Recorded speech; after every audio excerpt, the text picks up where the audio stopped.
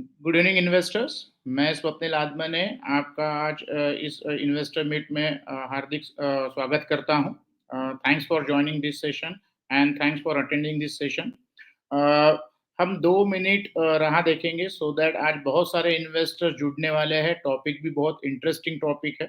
तो जैसे ही इन्वेस्टर जुड़ते हैं मैं स्पीकर का रिक्वेस्ट करूंगा कि वो ज्वाइन हो। तब तक के I will request you to wait for few seconds. Thank you.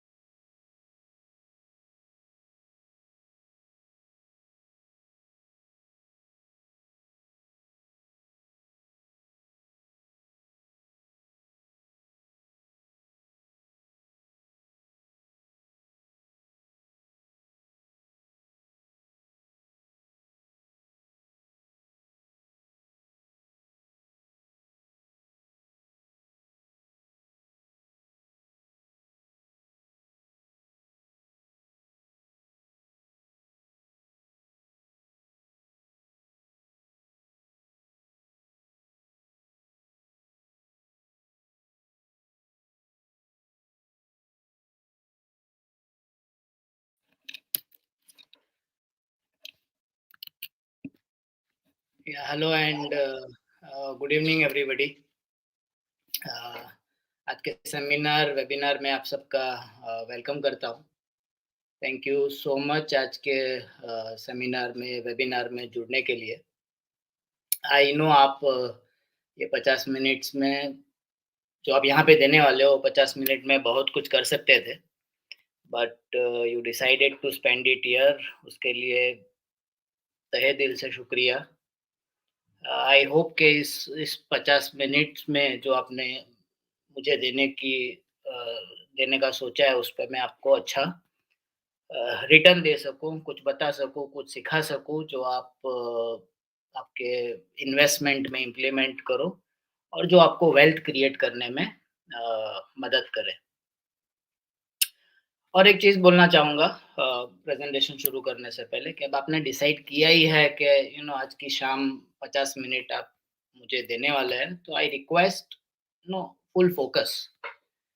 नहीं 50 मिनट देना ही है तो फिर पूरी तरीके से मुझे दीजिए। आई नो आजकल के फ़ेसबुक, इंस्टाग्राम, नेटफ्लिक्स के ज़माने में 50 मिनट एक ही जगह पे फ़ोकस करना मुश्किल है। लेकिन फिर भी कोशिश करिए कि आप ये 50 मिनट और कहीं पे ध्यान ना दें और फ़ोकस करें, क्योंकि आप दोनों जगह पे फ़ोकस करेंगे तो शायद दोनों चीज़ अच्छे से नहीं हो पाएगी। I promise I will not take more than 50 minutes, ये पक्का है, राइट? शुरू करने से पहले मेरा इंट्रोडक्शन मैं दे देता हूँ। मेरा नाम आपको इनवाइट में इमेज तो आया ही होगा, फिर भी अ, मेरा नाम सरफराज है। I represent NJ wealth. I take care of the west zone for NJ और 18 साल से इस इंडस्ट्री में हूँ, म्यूचुअल फंड इंडस्ट्री में हूँ, इक्विटी मार्केट में हूँ, तो आप कह सकते हो थोड़ा बहुत म्यूचुअल फंड के बारे में और इक्विटी के बारे में जानता हूँ। और वही जो जानकारी है, वही जो समझ है थोड़ी बहुत, वही जो थोड़ा बहुत अनुभव है, वो आप लोगों के साथ आज शेयर करने की कोशिश करूँगा। So again thank you so much जुड़ने के लिए और आभारी हूँ। कोशिश करूँगा कि कुछ आपको बता पाऊँ, सिखा पाऊँ, जो आपको इन्वेस्टमेंट्स में काम आए। तो आज का जो टॉपिक है, आई एम श्योर इनवाइट में आपने पढ़ा ही होगा। आज का जो टॉपिक है वो थोड़ा अलग है ना? नॉर्मली हम लोग जब ये वेबिनार करते हैं, सेमिनार करते हैं, तो हम लोग ये बात करते हैं कि भाई इक्विटी क्या है? क्यों इन्वेस्ट करना चाहिए? इन्फ्लेशन क्या है? कैसे इन्वेस्ट करना चाहिए? इक्विटी में रिटर्न कैसे आता है? सक्सेसफुल इन्वेस्टर कैसे बना जाए? ये सब बातें हम लोग नॉर्मली वेबिनार में करते हैं। आज थोड़ा उल्टा हम लोग करेंगे। आज हम लोग बात ये करेंगे कि क्या नहीं करना चाहिए या why investors don't make money in equity. तो जितने भी हमारे अनुभव में हमने इन्वेस्टर्स देखे हैं जिन्होंने इक्विटी में पैसा नहीं बनाया है, जिनका अनुभव इक्विटी में अच्छा नहीं रहा है, उनसे हमने क्या सीखा है और वो ही मैं आज आप लोगों के साथ बताना, आप लोगों के साथ शेयर करना चाहूँगा कि why investors don't make money in equity. Equity ने वेल्थ क्रिएट करके दिया है।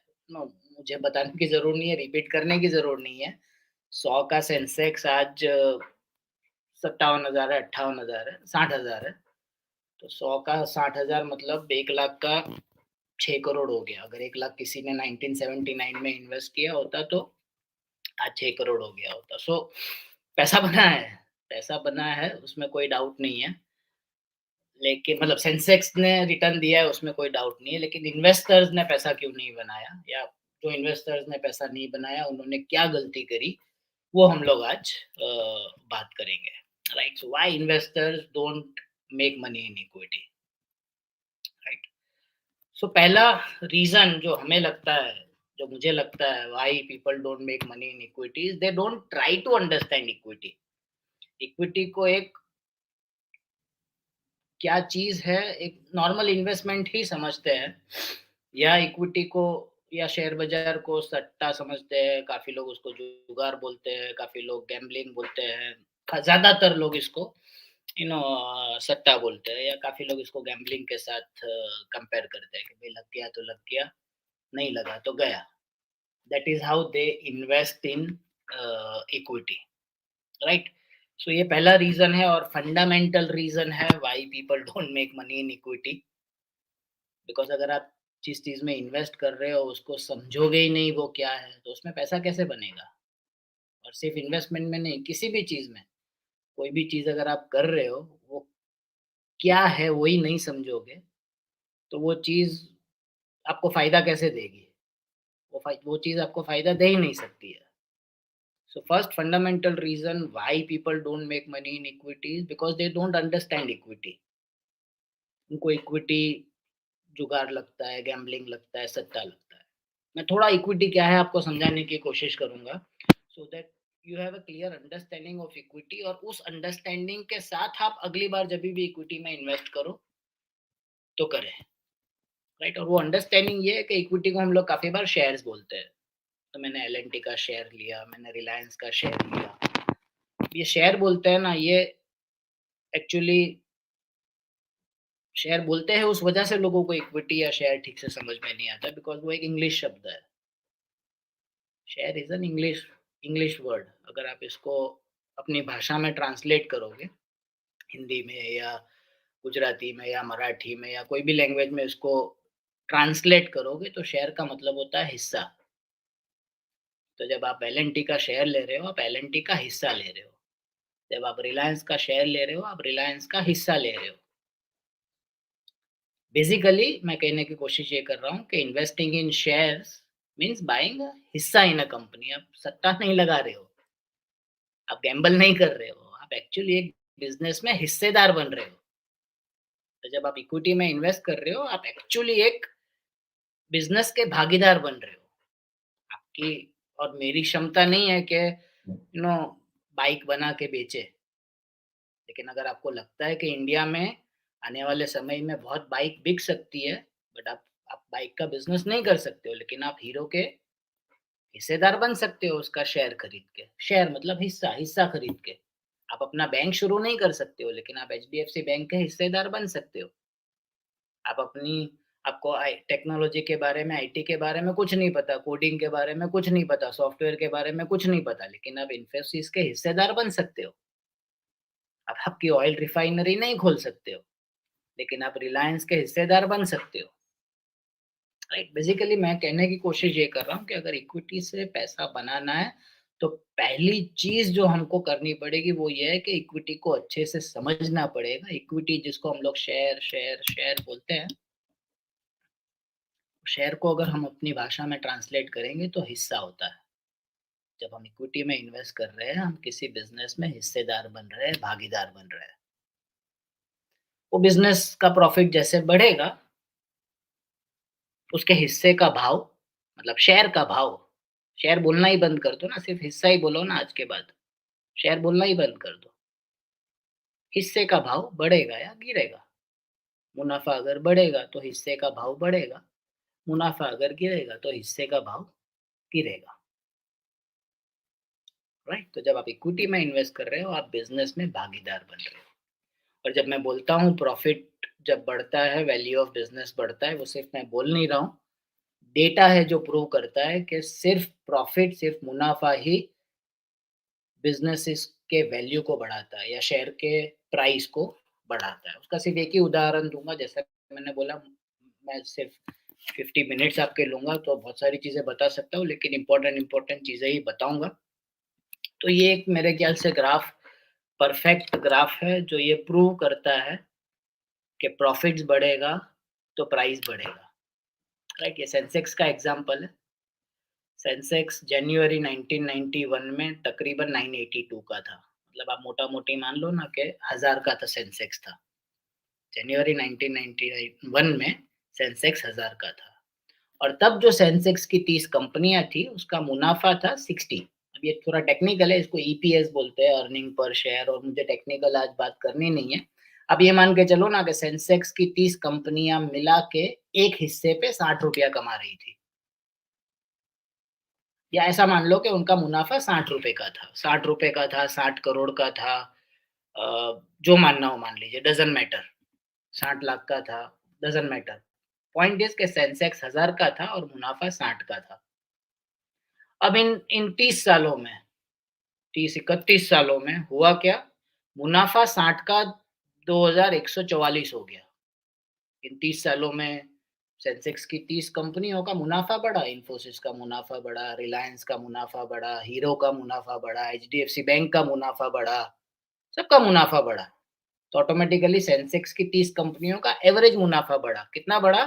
60 का मुनाफा हो गया 2000। राइट, और सेंसेक्स आप देखोगे तो 1000 का हो गया 60,000। इसको आप परसेंटेज में निकालो तो मुनाफा बढ़ा मोटा मोटी 12.5% से, सेंसेक्स बढ़ा 14% से, थोड़ा ऊपर नीचे। तो काफी लोग बोलते हैं ना कि भाई इक्विटी तो न्यूज से चलता है, सट्टा है, गैम्बलिंग है, एफआईआई से चलता है, ट्रेडर्स चलाते हैं, ये चलाता है, गवर्नमेंट चलाती है, वो चलाता है। खुद कोई चीज इक्विटी को नहीं चलाती है, सिर्फ एक चीज चलाती है इक्विटी, मतलब बिजनेस। और वो बिजनेस का भाव को ऊपर या नीचे ले जाने में सिर्फ एक ही चीज की ताकत है, और वो चीज है उस बिजनेस का मुनाफा, प्रॉफिट। लॉन्ग टर्म में, शॉर्ट टर्म में बहुत सारी चीजें इक्विटी को ऊपर नीचे लेके जा सकती है। जैसे 1.5 साल पहले कोविड की वजह से सेंसेक्स 30-40% गिरा था। उसके पहले कुछ सालों पहले लीमन ब्रदर क्राइसिस की वजह से, 2008 के फाइनेंशियल क्राइसिस की वजह से मार्केट 50-60% गिरा था। उसके पहले कारगिल वॉर की वजह से 50-60% गिरा था। उसके पहले हर्षद मेहता स्कैम की वजह से 50-60% गिरा था। शॉर्ट टर्म में एक्स वाई जेड रीजन की वजह से मार्केट ऊपर भी जा सकता है और मार्केट नीचे भी जा सकता है, लेकिन लॉन्ग रन में सिर्फ एक ही चीज के अंदर ताकत है, बिजनेस के प्राइस को बढ़ाने की और गिराने की, और वो चीज है उस बिजनेस का मुनाफा। इन 30 सालों में सेंसेक्स का मुनाफा 60 का 2000 हो गया, सेंसेक्स 1000 का 60,000 हो गया। 12-13% से मुनाफा बढ़ा है, 13-14% से सेंसेक्स बढ़ा है। बीच बीच में ये लाल लाइन और ब्लू लाइन में गैप आते रहेंगे। लाल लाइन मुनाफा की लाइन है और ब्लू लाइन जो है वो सेंसेक्स की लाइन है, लेकिन आप लॉन्ग पीरियड देखोगे तो दोनों लाइन सेम ही चल रही है, राइट। सो पहला रीजन जो मुझे लगता है why people don't make money in equities, they don't understand equity. Equity सत्ता नहीं है, गैम्बल नहीं है। You are participating in a business. वो बिजनेस अच्छा करेगा तो आपको अच्छा रिटर्न मिलेगा ही। इन 30 सालों में सेंसेक्स का मुनाफा 12-13% से बढ़ा है, सेंसेक्स 12-13% से बढ़ा है। तो ये गलती ना करे उसका सॉल्यूशन क्या है? गलती ना करे उसका सॉल्यूशन ये है कि change the way you think about equity investment. आप इक्विटी इन्वेस्टमेंट के बारे में जैसा सोचते हो वो सोच को बदलने की जरूरत है। तो ये सोचना है कि भाई मैं इस बिजनेस में पार्टनर बन रहा हूँ और ये बिजनेस का प्रॉफिट, इसका प्राइस बढ़ाएगा या गिराएगा लॉन्ग टर्म में। शॉर्ट टर्म में बहुत सारी चीजें इसका प्राइस बढ़ा या गिरा सकती है, लेकिन लॉन्ग टर्म में सिर्फ इस बिजनेस का प्रॉफिट ही इसके प्राइस को बढ़ा सकता है या गिरा सकता है। And good businesses will grow profits. ये चौथी चीज है जो अपने को माननी है कि भाई अच्छे बिजनेसेस है, उनका उनका प्रॉफिट्स लॉन्ग टर्म में बढ़ेगा ही।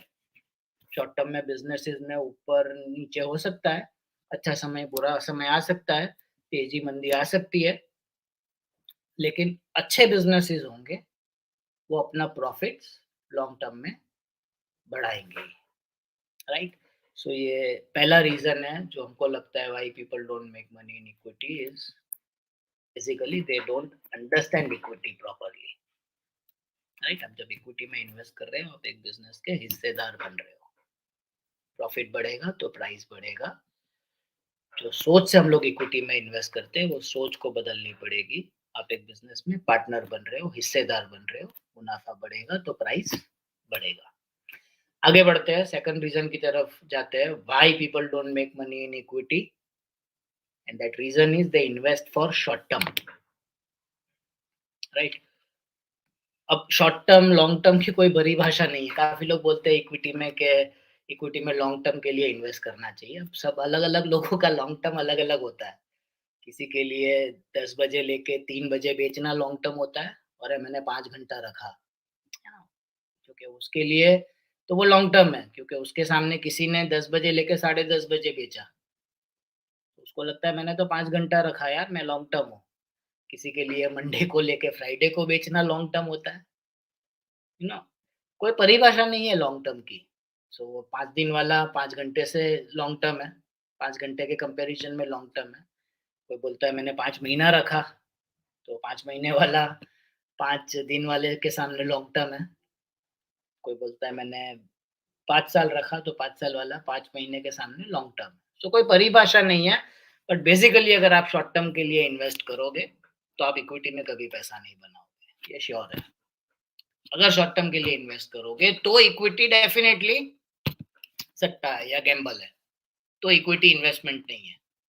बट हाँ, लॉन्ग टर्म के लिए इन्वेस्ट करोगे, तो इक्विटी में पैसा भी बनेगा और इक्विटी गैम्बल भी नहीं है, राइट। अभी शॉर्ट टर्म क्यों करते हैं लोग? शॉर्ट टर्म इसलिए करते हैं कि नो क्विक मनी बनाने की काफी बार ग्रीड आ जाती है, लालच आ जाती है, इच्छा आ जाती है, और वो क्विक क्विक मनी बनाने की इच्छा या लालच हमको शॉर्ट टर्म के लिए इन्वेस्ट करवाती है, राइट। या तो शॉर्ट टर्म में बहुत अच्छा रिटर्न आ गया हो, तो हमको लगता है कि भाई आने वाले शॉर्ट टर्म में भी ये रिटर्न आ जाएगा। मान लो मार्केट अभी पिछले 1 साल में 50,000 का 60,000 हो गया, तो अब ये शॉर्ट टर्म में 50 का 60,000 हो गया, तो हमको लगता है कि आने वाले शॉर्ट टर्म में भी ये 60 का 70 हो जाता है। इसीलिए लोग शॉर्ट टर्म के लिए इक्विटी में इन्वेस्ट करते हैं, और इक्विटी में कभी पैसा नहीं बनता है। Businesses don't make money if done for short term. अगर आप में से कोई बिज़नेस करता है या आप जॉब भी करते हो, तो जॉब भी अल्टीमेटली तो कोई किसी बिज़नेस में ही कर रहे हो। तो आपको लगता है कोई भी बिज़नेस शॉर्ट टर्म में पैसा बना सकता है? मतलब मैंने एक बिज़नेस शुरू किया आज, और ना 6 महीने में मुनाफ़ा करने लग गया या 1 साल में मुनाफ़ा करने लग गया। नहीं, तेज़ी मंदी आती रहेगी, right? So businesses go through ups and downs in short term for many reasons. अब अगेन ये प्रूव करने के लिए कि शॉर्ट टर्म में इक्विटी में पैसा कभी नहीं बनेगा, मेरे पास एक चार्ट है. सो हर एक रीजन का मैं एक चार्ट बताऊंगा जो इजी करेगा मेरे रीजन को प्रूव करने के लिए जो मैं बोल रहा हूँ. So second reason why people don't make money in equity is because they invest for short term. Short term या लॉन्ग टर्म की कोई परिभाषा नहीं है, इसीलिए किसी को लगता है 5 महीना भी लॉन्ग टर्म है और किसी को लगता है 5 दिन भी लॉन्ग टर्म है, राइट. सो ये अगेन सेंसेक्स का ही एनालिसिस है. बहुत सारे आंकड़े हैं, आप जो मैं बोल रहा हूँ उस पर ध्यान दीजिए, आंकड़ों पे ध्यान मत दीजिए. ये डीएसपी म्यूचुअल फंड का एक एनालिसिस है, वेरी इंटरेस्टिंग एनालिसिस. सेंसेक्स के ऊपर उन्होंने ये एनालिसिस किया. सेंसेक्स जैसे कि मैं आगे भी बोल चुका हूँ कि अप्रैल 1979 में 100 था. सेंसेक्स जिसका बेस 1979 रखा गया और उसका बेस 100 रखा गया, वो 100 आज बढ़ के 60,000 हुआ है, राइट. तो कितने साल हो गए इसको? 20 और 20 42 साल के आजू बाजू हो गए सेंसेक्स को, राइट. अब ये एनालिसिस ये बोलता है कि अगर आप सेंसेक्स में 1 साल के लिए इन्वेस्ट करते हो, 1 साल के लिए इन्वेस्ट करते हो, किसी भी दिन इन्वेस्ट करते हो, इन 42 सालों में किसी भी दिन इन्वेस्ट करते और 1 साल के लिए पैसा रखते, या हर दिन इन्वेस्ट करते और 1 साल के लिए पैसा रखते, तो होता क्या कि आपका नेगेटिव रिटर्न आता 28% ऑफ द टाइम. आपने 100 रुपया इन्वेस्ट किया और 100 से कम मिला. कितनी बार? 28% बार ऐसा हुआ कि आपको 100 से कम मिला. 13% एक बार ऐसा हुआ कि आपको 0 से 8% मिला. मतलब 28 और 13 40% ऐसा बोल सकते हो कि आपने इक्विटी में जो सोच के पैसा लगाया है तो उतना रिटर्न नहीं मिला, अगर आपने 1 साल के लिए इन्वेस्ट किया है तो. 1 साल के लिए इन्वेस्ट किया है तो ऐसा भी हुआ है कि 8% से 12% रिटर्न मिला है, बट कितनी बार? 5% बार. और 12% से ज़्यादा रिटर्न भी मिला है, बट कितनी बार? आधी बार. सो आधे चांस है अगर आप इक्विटी में 1 साल के लिए इन्वेस्ट करोगे कि आपको 12% से ज़्यादा रिटर्न मिले. आधे ही चांस है लेकिन, राइट. और आधे चांस ये है कि आपको 8% से कम का रिटर्न मिले, और इनफैक्ट 28% चांस ये है कि आपको नेगेटिव रिटर्न मिले. अब यही 1 साल का आप 2 साल कर देते हो, हर दिन इन्वेस्ट करो और 2 साल के लिए रुको, राइट. तो आपके नेगेटिव रिटर्न आने के चांसेस कम हो गए. 28% के चांस 23% पे आ गए. 3 साल के लिए इन्वेस्ट करो तो नेगेटिव रिटर्न आने के चांस और कम हो गए. जैसे जैसे मैं टेन्योर बढ़ाते जाता हूँ, मेरे नेगेटिव रिटर्न आने के चांसेस कम होते जाते हैं. जैसे ही टेन्योर मैंने 10 साल कर दिया, 10 साल के बाद नेगेटिव रिटर्न आने के चांसेस 5% हो जाते हैं. हाँ, लेकिन 5% चांस फिर भी है कि 10 साल के बाद मुझे नेगेटिव रिटर्न मिले. ये 1992 से 2002 का पीरियड है कि 10 साल के बाद भी नेगेटिव रिटर्न आया था, बट वो हो सकता है. इक्विटी है, अनसर्टेन है, equity is uncertain and there is a probability कि 5% चांसेस है कि 10 साल के बाद भी नेगेटिव रिटर्न है. आप बोलोगे कि तो फिर मैं इक्विटी में इन्वेस्ट क्यों करूं? तो वो मैं आगे की स्लाइड्स में उसके ऊपर बात करूंगा. बट अगर मैं 12 साल इन्वेस्ट करता हूं तो नेगेटिव रिटर्न आने के चांसेस 1% है. 15 साल इन्वेस्ट करता हूं तो नेगेटिव रिटर्न आने के चांसेस 0 है, और 20 साल इन्वेस्ट करता हूं तो नेगेटिव रिटर्न आने के चांसेस 0 है. और इनफैक्ट 20 सालों में तो ऐसा भी नहीं हुआ है कि 8% से कम रिटर्न मिला हो. 20% बार 8 से 12% रिटर्न मिला है, और 80% ऑफ द टाइम 12% से ज्यादा रिटर्न मिला है. अगर आपका टाइम होराइजन 20 साल है तो 15 साल में बहुत कम चांसेस है कि आपको 0 से 8% रिटर्न मिले, बट 8 से 12% रिटर्न मिला है 25% बार, और 70% टाइम 12% से ज्यादा रिटर्न मिला है. खैर, पॉइंट मेरा ये सब आंकड़े बताने की कोशिश मैं सिर्फ यही कर रहा हूँ, और ये रियल है, मतलब रियल सेंसेक्स का डेटा है, राइट. रियल ये 42 सालों का डेटा है. So why people don't make money in equity? Second reason is they invest for short term.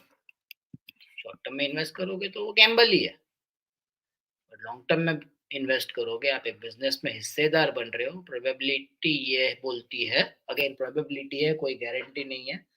Business में कभी गारंटी हो नहीं सकती है. आई एम श्योर आप जो बिजनेसेस करते हैं आप सब जानते हैं, there can be no guarantee in business, there is no guarantee in life, right. So there is no guarantee in business, but probability ये बोलती है कि जैसे जैसे आप आपका टाइम होराइजन बढ़ाते हो,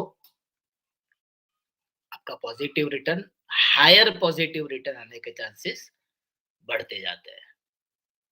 right, I hope I was clear जो मैं बोलने की कोशिश कर रहा था। तो इसका सॉल्यूशन क्या है? आप ये शॉर्ट टर्म के ट्रैप में ना पड़ो, आप लॉन्ग टर्म के लिए इन्वेस्ट करो। उसका सॉल्यूशन क्या है? तो उसका सॉल्यूशन ये है कि आप जब भी इक्विटी में इन्वेस्ट करो, invest with a long term goal. एक तो वो इन्वेस्टमेंट को किसी गोल के साथ मैप कर दो, जोड़ दो कि ये जो मैं इन्वेस्ट कर रहा हूँ ये मेरे रिटायरमेंट के लिए, ये जो मैं इन्वेस्ट कर रहा हूँ ये गाड़ी लेने के लिए, ये जो इन्वेस्ट कर रहा हूँ ये मेरे बच्चे के एजुकेशन के लिए, ये जो इन्वेस्ट कर रहा हूँ ये मेरे बच्चे के मैरिज के लिए। हर एक इक्विटी इन्वेस्टमेंट को मैप कर दो। अब आपके सारे गोल्स तो लॉन्ग टर्म ही होते हैं, राइट? तो वो गोल आने की इंतजार करो, राइट? प्लस शॉर्ट टर्म में आपको पैसा निकालना ना पड़े। काफ़ी बार क्या होता है, इन्वेस्टमेंट तो लोग करते हैं 20 साल का बोल के, लेकिन फिर अचानक पैसे की ज़रूरत पड़ती है कोई भी इमरजेंसी की वजह से, तो फिर वो 20 साल हो जाता है 2 महीना। तो 20 साल 2 महीना ना हो जाए, इमरजेंसी की वजह से आप इक्विटी से पैसा ना निकालो। इसीलिए हमेशा कोशिश करिए कि आप एक इमरजेंसी कॉर्पस रखते हो। कितना, वो सबके लिए अलग-अलग हो सकता है, इसीलिए आपको एक अच्छा डिस्ट्रीब्यूटर होना आपके पास बहुत ज़रूरी है। But maintain an emergency corpus so that आप इक्विटी वाला पैसा छेड़ो ही ना। हेल्थ इंश्योरेंस एडिक्वेटली लीजिए सो दैट कोई बीमारी घर में आ जाए तो आप इक्विटी वाला पैसा छेड़ो ही ना। एक्सीडेंट इंश्योरेंस प्रॉपर्ली लीजिए सो दैट कोई एक्सीडेंट घर में हो जाए तो आप इक्विटी वाला पैसा छेड़ो ही ना। आपका लाइफ इंश्योरेंस या जो कमाने वाला बंदा है, उसका life insurance term plan properly लीजिए सो दैट कुछ उसको हो जाए खुदा ना खास्ता तो इक्विटी वाला पैसा आप टच ही ना करो। ये चीज़ें करोगे आप, तो आप सेकंड गलती करने से बचोगे और वो गलती है investing in equity for short term. Invest for long term goals, child education, retirement, maintain emergency corpus and ensure that आपका एडिक्वेट हेल्थ इंश्योरेंस है, पर्सनल एक्सीडेंट इंश्योरेंस है और टर्म इंश्योरेंस है। आगे बढ़ते हैं। तीसरा reason why people don't make money in equities, they don't understand risk. उनको लगता है इक्विटी एफडी की तरह हर साल सर्टेन परसेंटेज से बढ़ेगा। एफडी जैसे हर साल 6% से बढ़ती है, इक्विटी हर साल 12% से बढ़ेगा। But no, that is not how equity works, that is not how businesses work. आज इन्फोसिस का चेयरमैन भी ये नहीं बोल सकता है कि आने वाले 5 साल में उसका प्रॉफिट कितने परसेंटेज से बढ़ेगा, और वो 5 सालों में सेम परसेंटेज से नहीं बढ़ने वाला है, राइट? सो एक्सपेक्टेशन लोगों की गलत होती है। They have a wrong expectation when they invest in equity. उनको लगता है एफडी की तरह ये भी लीनियर चलेगा, बट नो, ये लीनियर नहीं है। लाइफ की तरह, ये हार्ट बीट की तरह ऊपर नीचे होता रहेगा। तो वही उसको लाइफ देता है। जैसे हार्ट बीट ऊपर नीचे होने की वजह से जिंदा है, इक्विटी ऊपर नीचे होने की वजह से जिंदा है। Markets, equity markets will behave irrationally from time to time. और आप सब्र रख सको, उससे ज्यादा समय तक मार्केट इरेशनली बिहेव कर सकते हैं। Right? By nature, businesses are volatile. By nature, that means equity is volatile. कुछ भी हो सकता है ना, wars हो सकती है, financial scandals हो सकते, wars जैसे 1999 में हुआ था, financial scandals जैसे 92, 99, 2008 में हुआ था, governments बदल सकती है, नेचुरल डिजास्टर्स आ सकते हैं। I don't know Covid natural disaster बोलेंगे कि नहीं, but Covid, tsunami, earthquake, floods, ये कुछ भी हो सकता है, कभी भी हो सकता है, आप सब जानते हो। और इसकी वजह से बिजनेसेस अफेक्ट होते हैं, और बिजनेसेस अफेक्ट होने की वजह से उनके मुनाफे अफेक्ट होते हैं, और मुनाफे अफेक्ट होने की वजह से इक्विटीज आर रिस्की। ये सब कभी भी कुछ भी हो सकता है, and that's why equity is uncertain, and that's why equity is risky. आप इसमें एफडी की तरह हर साल 12% एक्सपेक्ट नहीं कर सकते, नहीं तो फिर एफडी में कोई इन्वेस्ट ही नहीं करता ना। आज एफडी में 100 लाख करोड़ रुपया है, उससे ज्यादा पैसा है, राइट? सब लोग 12% अगर हर साल इक्विटी में आता तो वहीं पे इन्वेस्ट करते ना, right? So third reason why people don't make money in equities, they don't understand risk.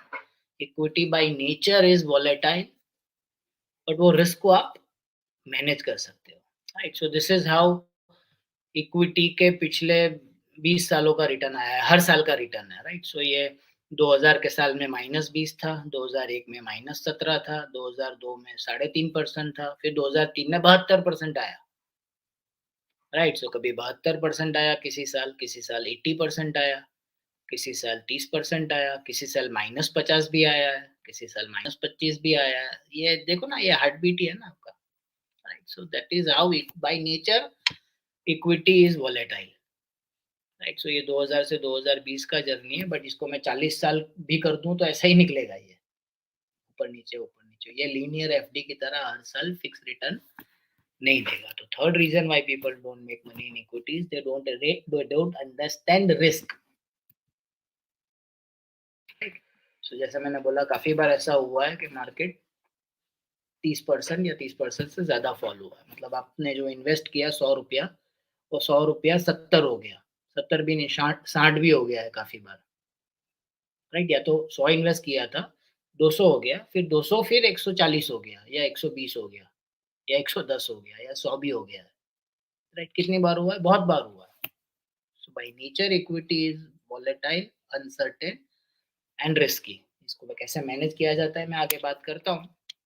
But आप देखो, जैसे 2008 में 60% फॉल था, 2006 में 30% फॉल एक बार आया था, 2004 में 32% फॉल था, 2001 में 57% फॉल, 97 अगेन 40% फॉल। रीजन मैं नहीं डिटेल में जा रहा हूँ, टेक्निकल बात मुझे करनी नहीं है, बट ऐसा 30 सालों में कितनी बार, 1 2 3 4 5 6 7 8 9, और अभी आप कोविड ऐड कर दो तो 10 बार ऐसा हुआ है इन 30 सालों में कि आपका 100 रुपया 60 या 60 से कम हो गया है। राइट, लेकिन आप ये बोलोगे कि आप तो इक्विटी में इन्वेस्ट करने को मना कर रहा है क्या? सो नहीं, I am not saying equity में इन्वेस्ट नहीं करना चाहिए। उसके बहुत सारे रीज़न्स हैं, मैं आगे उसके ऊपर बात भी करूँगा, बट रिस्क समझना बहुत ज़रूरी है, और रिस्क समझना ये ज़रूरी है कि भई वो कभी 70% आएगा, कभी -50 आएगा, हर साल 12 नहीं आएगा। राइट, और ऐसा भी हो सकता है कि आपने जो इन्वेस्ट किया है, या आपकी जो भी वैल्यू हो चुकी है, वो वैल्यू 30%, 40%, 50% से फॉल हो। उसकी तैयारी बहुत ज़रूरी है होनी, तो आप इक्विटी में पैसा बना पाओगे। राइट, लेकिन ये फॉल के बावजूद भी हमने क्या देखा है?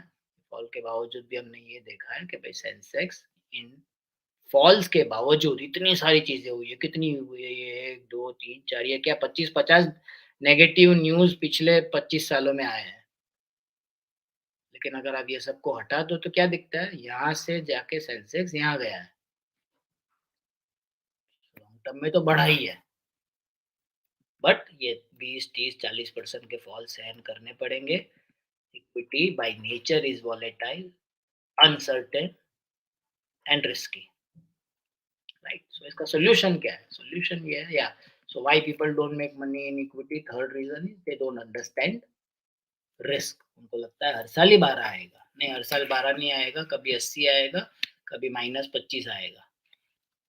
कभी कभार ऐसा भी हो सकता है कि आपकी वैल्यू 30-40% से फॉल हो, लेकिन आप लॉन्ग टर्म ग्राफ इक्विटी का बनाओगे तो आपको हमेशा ग्राफ ऊपर जाता हुआ दिखेगा। वो क्रिकेट में बोलते हैं ना कि भाई form is temporary, class is permanent. Right, तो सचिन तेंदुलकर हो सकता है कि 3-4 इनिंग में फेल गया हो, 5 इनिंग में फेल गया हो, पर उसका कैरियर फेल नहीं गया है। राइट, सिमिलरली सेंसेक्स हो सकता है 1 साल, 2 साल, 3 साल रिटर्न ना आए, बट आप 25 साल देखोगे तो falls are temporary, growth is permanent. Right, जैसा मैं आगे भी बोल चुका हूँ, 100 का सेंसेक्स ये 31 जुलाई को 52,000 था, तो अगर 1 लाख इन्वेस्ट किया होता 1979 में, तो 2021 में 5 करोड़ 24 लाख हो गया होता। Return of 16%। वैसे दिखता है 16% बहुत कम, लेकिन 1 लाख का 5 करोड़ 24 लाख, 1 लाख का 5 करोड़ 24 लाख। डिस्पाइट ये 40 सालों में 10 बार ऐसा हुआ है कि 100 की वैल्यू 60 हो गई है। 60 भी नहीं, काफ़ी बार 50 भी हो गई है। Right? So third reason why people don't make money in equities, they don't understand this. Solution क्या है? Understanding that like life, life equity is uncertain, right? Life क्या, बहुत सारी चीजें अनसर्टेन है यार। एक और रिस्की चीज जो मैं आपको बताऊं, जो आप रोज करते हो, वो रिस्की आपको नहीं लगता है बट है रिस्की। क्या? तो भाई डेली इंडिया में 2.5 लाख लोग एक्सीडेंट से मरते हैं। 2.5 लाख लोग एक्सीडेंट से, डेली नहीं, सॉरी, ईयरली, सॉरी ऐसे डेली, ईयरली 2.5 लाख लोग। लेकिन फिर भी आज आपने बाइक या कार चलाई होगी, यस के नो? मैं रोड एक्सीडेंट्स की बात कर रहा हूँ।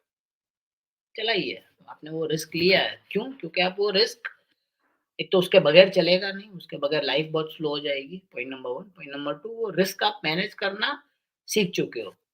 सीट बेल्ट पहनना, हेलमेट पहनना, रॉन्ग साइड से ओवरटेक नहीं करना, सिग्नल पे खड़े रहना, स्पीड लिमिट रखना, इन सब तरीकों से आप रिस्क गाड़ी चलाने का मैनेज करते हो। सिमिलरली इक्विटी रिस्की है बट वो रिस्क आप मैनेज कर सकते हो। उसके बारे में आगे हम थोड़ी बात करेंगे, but for that you need a good distributor as well, right? Good consultant as well. So with, जैसे मैंने बोला, लाइफ के रिस्क मैनेज हो सकते हैं, सिमिलरली इक्विटी के रिस्क भी मैनेज हो सकते हैं with proper guidance and process, that risk can be managed. अब आप बोलोगे कि रिस्की है तो फिर क्यों मैं इक्विटी में इन्वेस्ट करूं? Because equity is the only asset class that can create wealth. ये जो 1 लाख का 5 करोड़ 24 लाख हुआ, ये किसी और एसेट क्लास में हो ही नहीं सकता है।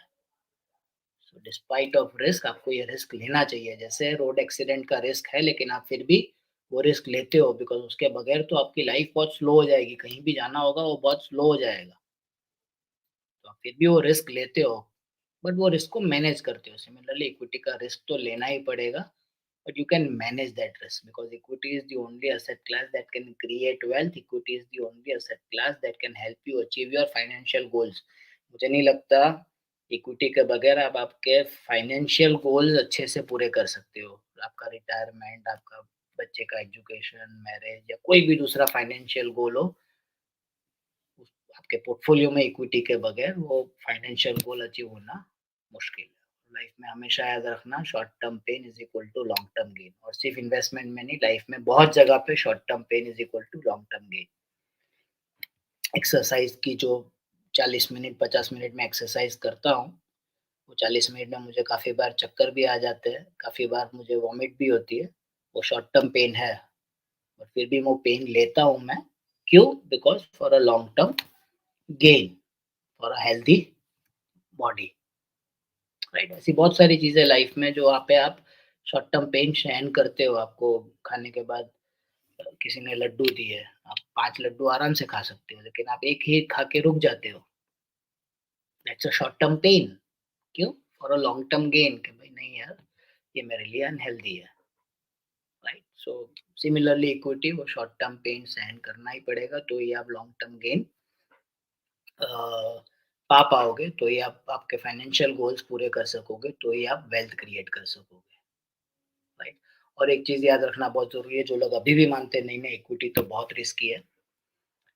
एक आखिरी लाइन बोलूँगा, बहुत इंपॉर्टेंट लाइन है, कि अगर इक्विटी अगर डिलीवर नहीं करेगा ना, तो कोई इन्वेस्टमेंट प्रोडक्ट डिलीवर नहीं करेगा। आपका एफडी भी नहीं पकेगा। कैसे? मैं आपको बोलता हूँ कि मान लो आपने ये देखा कि यार इक्विटी, तो ये भाई ने बोला कि भाई बहुत बार 30% से गिरा है, 30%, 50%, 40%, 60% से गिरा है, और ये सोच के आप इक्विटी में इन्वेस्ट नहीं करते हो और आप एफडी लगाने जाते हो, राइट? एफडी आपने लगाया किसी बैंक में, वो एफडी, जो वो बैंक है उस पैसे का क्या करती है? तो बैंक जो है उस पैसे को लोन देती है। किसको लोन देती है? तो भाई बिज़नेसेस को लोन देती है, राइट? सो आप ये बोलते हो कि बिज़नेसेस अच्छा नहीं करेंगे। अब आप इक्विटी में इन्वेस्ट नहीं करते हो, क्यों नहीं करते हो? बिकॉज़ आपको लगता है बिज़नेसेस अच्छा नहीं करेंगे। तो अगर बिज़नेसेस अच्छा नहीं करेंगे तो वो लोग लोन कैसे चुकाएँगे? और वो लोग अगर लोन नहीं चुकाएँगे तो आपका एफडी कैसे पकेगा? सो एक एक चीज़ याद रखो, किसी भी इकोनॉमी में, किसी भी कंट्री में, दुनिया में कहीं पे भी, अगर बिज़नेसेस डोंट डू वेल, अगर बिज़नेसेस अच्छा नहीं करेंगे तो कुछ भी अच्छा नहीं करेगा, बैंक्स अच्छा नहीं करेंगे, और बैंक्स अच्छा नहीं करेंगे तो ऑटोमेटिकली बाकी सारे चीज़ें जो है वो will not deliver, right? So risky है equity, but that risk you can manage. आगे बढ़ते हैं, चौथा reason why people don't make money in equity, थोड़ा बहुत शॉर्ट टर्म के साथ ये लागू पड़ता है बट थोड़ा अलग भी है, इसीलिए मैंने इसको अलग रीजन मेंशन किया है कि they underestimate the power of compounding. ये पावर ऑफ कंपाउंडिंग है ना, अल्बर्ट आइंस्टाइन ने ये बोला है कि भाई it is the eighth wonder of the world, right? So Albert Einstein, intellectual बंदा, वो ये बोल रहा है कि it's the eighth wonder of the world, right? He जो अंडरस्टैंड करता है he earns it, and he who doesn't understand it pays it, right? So और कंपाउंडिंग ऐसी चीज है जो माइंड के लिए क्विकली प्रोसेस करना बहुत मुश्किल है। मैं आपको ये बोलूँ 8 + 8 + 8 कितना होता है, तो आप तुरंत बोलोगे 24, बिकॉज वो लीनियर है। 8 + 8 + 8 इज लीनियर 24। बट मैं आपको ये बोलूँ 8 × 8 × 8 करो, तो वो मुश्किल हो जाएगा, वो माइंड तुरंत प्रोसेस नहीं करेगा। That is how compounding works. और ये तो 3 बार ही मैंने बोला 8 × 8 × 8। ये मैं 5 बार कर दूँ 8 × 8 × 8 × 8 × 8 तो शायद आपकी 10 मिनट निकल जाएगी, right? So it is very difficult for mind to process compounding, बहुत बहुत मुश्किल है वो, राइट? इनफैक्ट ये स्टेटमेंट पढ़िए, ये स्टेटमेंट पावर ऑफ कंपाउंडिंग को समझाता है। अब ये स्टेटमेंट समझना ही बहुत मुश्किल है। मनी में पावर ऑफ कंपाउंडिंग क्या है, तो भाई money makes money, and the money that money makes money, आप समझ जाओ तो बहुत अच्छी बात है, but that is how compounding work. And fourth reason why people don't make money in equities, they underestimate the power of compounding। ये जादू है, power of compounding कुछ नहीं है, ये जादू है, it's magic। मैं कुछ एग्जांपल आपको आगे बताऊंगा जिससे आपको ये जादू पता चलेगा, राइट? पहला एग्जांपल है, ये मैंने अलग अलग एसेट क्लास का रिटर्न लिया है इंडिया में for a period of 40 years, 1981 से 2021, 40 साल काफी सब्सटेंशियल होता है ना, मतलब काफी चीजें प्रूव हो जाती है 40 सालों में। तो 40 साल में इंडिया में अलग अलग इन्वेस्टमेंट ने क्या रिटर्न दिया है वो मैंने यहाँ पे लाल बार ग्राफ में मेंशन किया है। सो इन 40 सालों में पहली चीज तो ये है कि इन्फ्लेशन 5.61% से बढ़ा है, महंगाई 5.6% से बढ़ी है, राइट? गोल्ड ने रिटर्न 0.9% का दिया है, मतलब महंगाई के ऊपर 3%। सिल्वर ने रिटर्न 8% का दिया है, मतलब महंगाई के ऊपर 2%। बैंक डिपॉजिट के कभी 12% भी रेट भी हुआ करते थे, कभी 14% रेट भी हुआ करते थे, कभी 6 भी चला गया था, अभी है जो कि 6, कभी 9 थे। एवरेज निकालोगे इन 40 सालों का तो बैंक डिपॉजिट्स का रिटर्न आया है 8.24%, और इन्फ्लेशन के बाद निकालोगे तो 2.5 होता है। कंपनी में डिपॉजिट डालो तो बैंक से थोड़ा रिस्की है, इसीलिए थोड़ा रिटर्न भी कंपनी डिपॉजिट ज़्यादा देती है। 1% ज़्यादा रिटर्न आया होता, 9.25% रिटर्न आया होता, इन्फ्लेशन के सामने 3.5। सेंसेक्स ने इसी 40 सालों में आगे भी मैंने देखा, अब मैंने आपको बताया कि भाई 100 का 52,000 हो गया, 15-16% का रिटर्न। वही यहाँ पे थोड़ा पीरियड अलग है, इसीलिए रिटर्न में थोड़ा माइनर चेंज है, तो भाई 14.5% का रिटर्न आया है इन्फ्लेशन के ऊपर 8.5%। अब मैं यहाँ पे पावर ऑफ कंपाउंडिंग समझाऊंगा ये ग्राफ से, और थोड़ा मैं आपका यहाँ पे ध्यान थोड़ा ज्यादा चाहूंगा। तो भाई ये रिटर्न है अलग अलग प्रोडक्ट्स के। अब ये देख के ये लगता है कि भाई कंपनी डिपॉजिट और सेंसेक्स में क्या फर्क, क्या है? 5% का ही फर्क है ना यार, 5% से क्या फर्क पड़ता है? I am happy with 9%, right? But ये 5% का फर्क 40 साल से में क्या हो जाता है ना, that is power of compounding, right? So ये चार्ट से समझ में नहीं आता है, ये चार्ट से समझ में आता है कि भाई इन परसेंटेज से 1000 की वैल्यू कितनी हो गई है। तो इन परसेंटेज से 1000 की वैल्यू हो गई है इन्फ्लेशन 8,888, मतलब 1981 का 1000 रुपया जितनी चीजें खरीद सकता था, आज उतनी ही चीजें खरीदने के लिए आपको 8,888 रुपए लगेंगे। सेम चीज है, सेम चीज है, उतनी ही चीज है, राइट? गोल्ड में इन्वेस्ट किया होता तो 1000 का 28,000 हो गया होता, सिल्वर में इन्वेस्ट किया होता तो 21 हो गया होता, बैंक डिपॉजिट में इन्वेस्ट किया होता तो 24 हो गया होता, कंपनी डिपॉजिट में 33 हो गया होता। सेंसेक्स में जिसने कंपनी डिपॉजिट से सिर्फ 5% रिटर्न ज्यादा दिया है, 2,27,000 हो गया होता। ये पावर ऑफ कंपाउंडिंग है जो एक नॉर्मल माइंड को समझना बहुत मुश्किल है।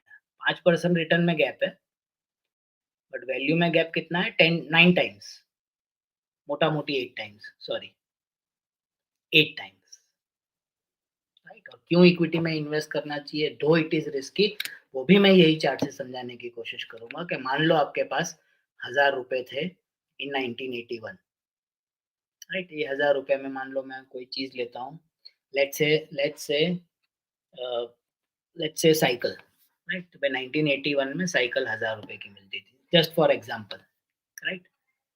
इन्फ्लेशन ये बोलता है कि वही साइकिल आज खरीदने जाओगे 40 साल बाद तो आपको ₹9000 लगेंगे, मोटा-मोटी राउंड फिगर ले रहा हूँ मैं, 8888 है, मोटा-मोटी ₹9000 लगेंगे, राइट? सो ₹1000 आपने तिजोरी में रख दिए होते और आज साइकिल लेने गए होते 40 साल के बाद वही ₹1000 से, तो साइकिल का एक टायर भी नहीं आता। साइकिल वाला बोलता मुझे 9000 चाहिए, राइट?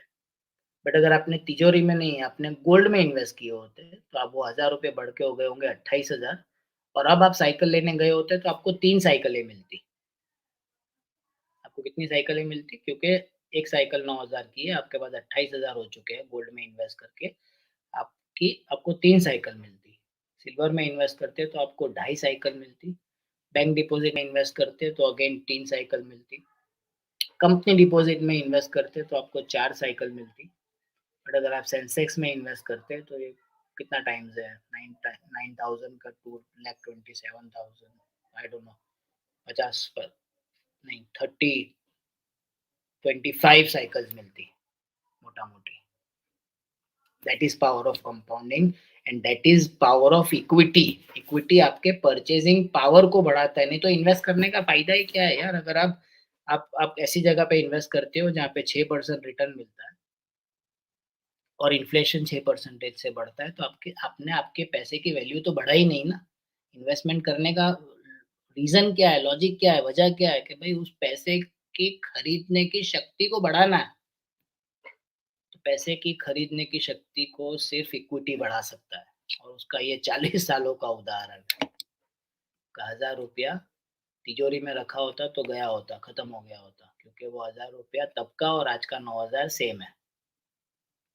गोल्ड में 3 गुना हो गया होता। वैसे देखने जाओ तो 1000 का 28,000 हो गया मतलब 28 गुना लगता है बट 28 गुना नहीं हुआ है, इन्फ्लेशन के सामने तो 3 गुना हुआ है, 3 गुना हुआ है। सिल्वर के सामने ढाई गुना हुआ है, बैंक डिपॉज़िट के सामने 3 गुना हुआ है, कंपनी डिपॉज़िट के सामने 4 गुना हुआ है, सेंसेक्स में वो 25 गुना हुआ है इन्फ्लेशन के सामने।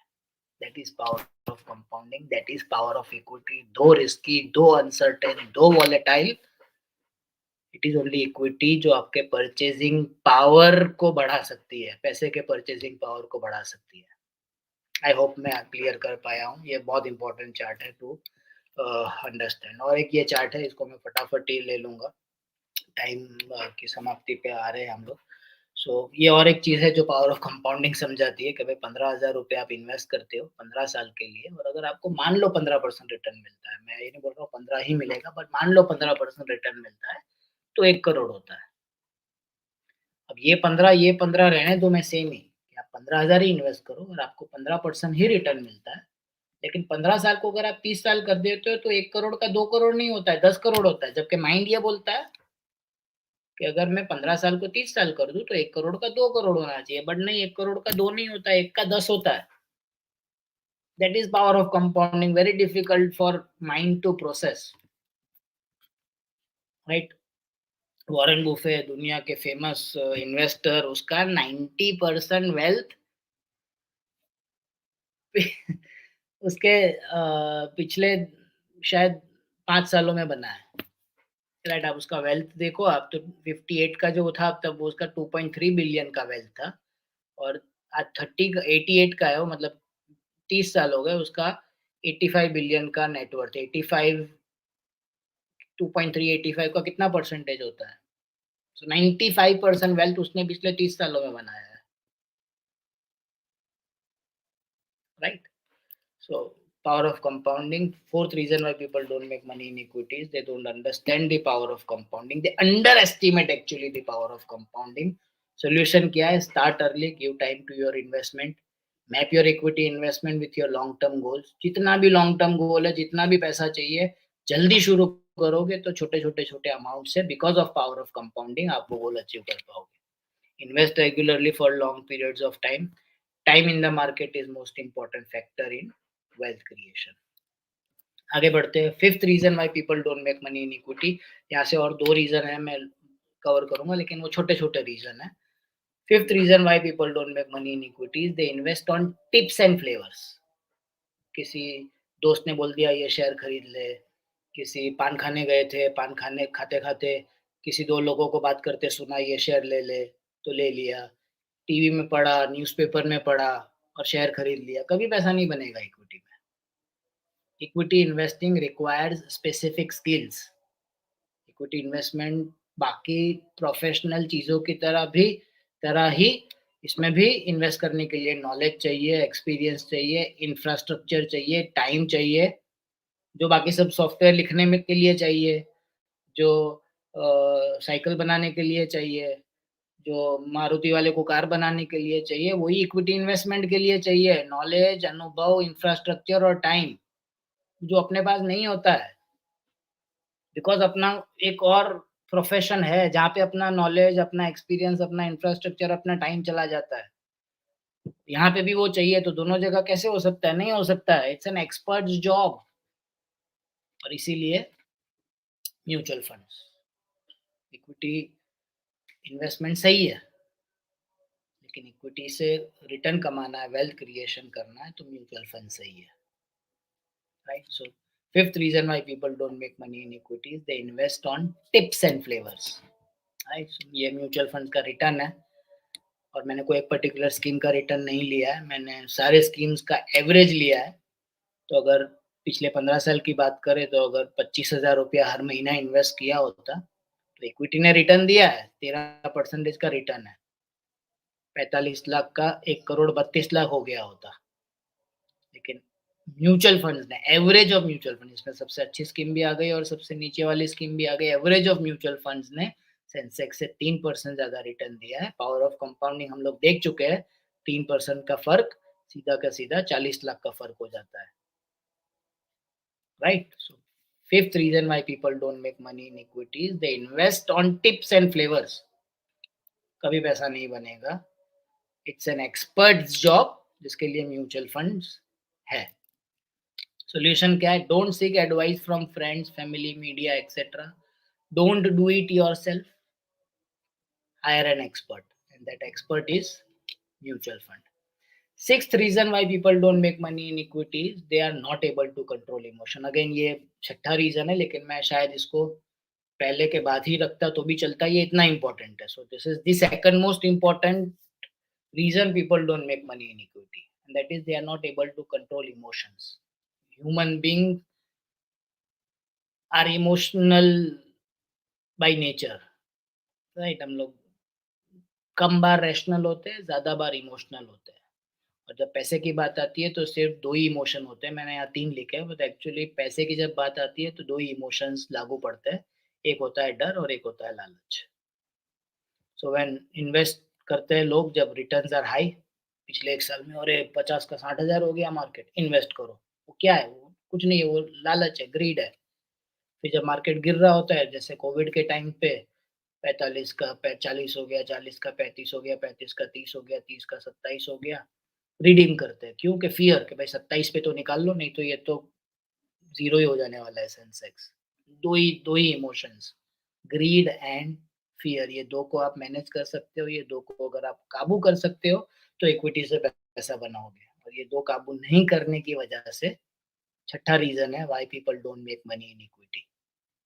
दे चेज़ रिटर्न्स। अरे 100% रिटर्न आ गया 1 साल में, इन्वेस्ट करो। और 1 साल में -30% है, निकालो। इसको हम लोग इक्विटी की भाषा में या इन्वेस्टमेंट की भाषा में बोलते हैं रियर व्यू इन्वेस्टिंग। अब जब गाड़ी चलाते हो तो 2 आईने होते हैं। आगे आगे आईना नहीं होता है, आगे आप देख रहे होते हो, और आईना होता है पीछे देखने के लिए, राइट? अब आप 95% ऑफ द टाइम आगे देख रहे होते हो, 5% ऑफ द टाइम पीछे देख रहे होते हो, गाड़ी चलाते हो। लेकिन इक्विटी इन्वेस्टमेंट में उल्टा होता है। इक्विटी इन्वेस्टमेंट में 95% ऑफ द टाइम आप पीछे देख रहे हो, पीछे के आईने में, और 5% टाइम आगे देख रहे हो। एक्सीडेंट नहीं होगा तो क्या होगा भाई? बिकॉज़ आपको जाना आगे है, आप देख रहे हो पीछे, राइट? सो रियर व्यू इन्वेस्टिंग करते हैं लोग, और इसी की वजह से होता क्या है कि मार्केट तो रिटर्न देता है लेकिन इन्वेस्टर रिटर्न नहीं बना पाता है। Investors return is always lesser than market returns because they are not able to control their emotions.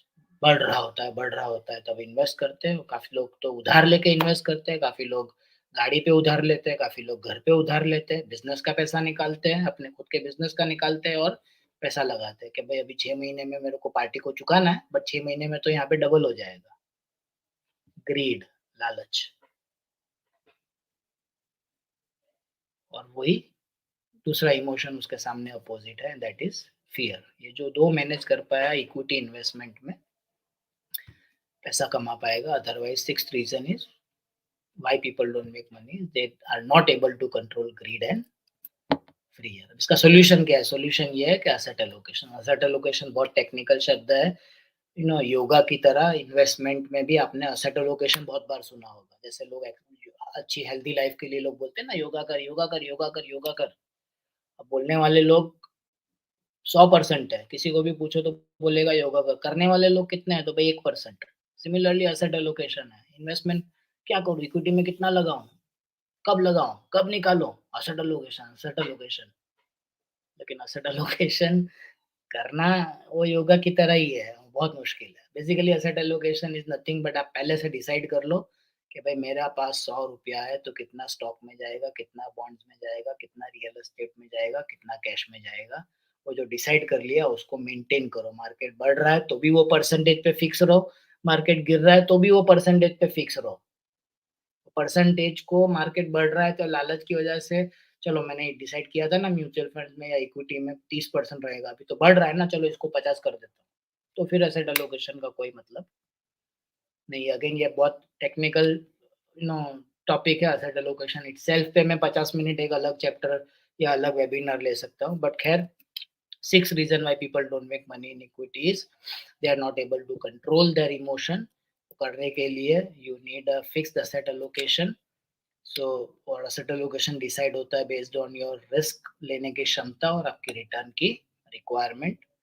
उस पे आप स्टिक रहोगे without falling for grid and fear तो इक्विटी से पैसा कमा पाओगे। उस एसेट एलोकेशन को रिव्यू करोगे, रीबैलेंस करोगे पीरियडिकली, तो इक्विटी से पैसा बना पाओगे। बेसिकली कहने की कोशिश ये कर रहा हूँ कि अगर आप मैनेज करते हो the urge to do something, जो एक इंसान के अंदर कीड़ा जागता है ना कुछ करने का, और सिर्फ इन्वेस्टमेंट में नहीं, कहीं पे भी ऐसा ये कीड़ा जागता रहता है जब आदमी शांति से बैठा होता है। तब वो इन्वेस्टमेंट में वो अर्ज को अगर आप कंट्रोल कर पाओगे ना तो इक्विटी से पैसा बनाओगे। Because investment in equity is boring, specially अगर आप म्यूचुअल फंड्स में इन्वेस्ट करते हो तो it is very boring. But वो बोरियत ही इक्विटी में आपको पैसा कमा के दे सकती है। Second reason why people don't make money in equities, invest करते वक्त तो इक्विटी पे बहुत विश्वास होता है और वो विश्वास डगमगा जाता है बीच रास्ते में।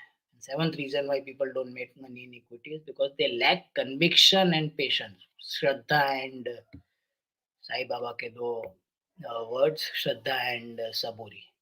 जो लाइफ में, इक्विटी में, हेल्थ में, कहीं पे भी सक्सेसफुल होने के लिए बहुत जरूरी है। कन्विक्शन, जो कर रहे हो उस बात पे विश्वास, और वो करते रहने का पेशेंस। राइट? ये कन्विक्शन डगमगा जाता है, पेशेंस हिल जाता है, और इसीलिए लोग इक्विटी में पैसा नहीं बनाते। मैं कुछ एग्जांपल देता हूँ। ये एक फंड का मैंने एग्जांपल लिया है बट नाम नहीं लिया है फंड का मैंने, बिकॉज मुझे बताना कुछ और है, फंड अच्छा है या बुरा है वो बताना नहीं था। अब इसमें ये एसआईपी किसी ने शुरू की है 1999 में। राइट? सो एसआईपी शुरू किया 1999 में, 31 दिसंबर 2020 तक, मतलब 1 साल पहले तक का। थोड़ा पुराना स्लाइड है बट खैर मेरा मैसेज इससे क्लियर हो जाता है। एसआईपी शुरू किया 10,000 रुपए का, 1,20,000 का इन्वेस्टमेंट 1 साल के बाद 1,24 हो गया। अच्छा रिटर्न है, जो सोचा था उतना नहीं है, 7% ही है, लेकिन ठीक है। ये 1999 का पीरियड है, मतलब Kargil war, Ketan Parekh scam, technology bubble, twin tower attack, ये सब उसी समय हुआ था। 2 साल की एसआईपी, 2,40,000 निवेश किया है। वैल्यू कितनी थी, क्या सोचा था, क्या हो गया, 1,68,000 हो गया, -32%। 3,60,000 3 साल बाद वैल्यू कितनी हो गई 3,11,000 -9%। अब यहाँ पे जो विश्वास है ना, जो इक्विटी पे विश्वास से यहाँ पे शुरू किया था, वो यहाँ पे डगमगा जाता है, पेशेंस हिल जाता है, कन्विक्शन डगमगा जाता है और यहाँ पे लोग पैसा निकाल लेते हैं या एसआईपी स्टॉप कर देते हैं।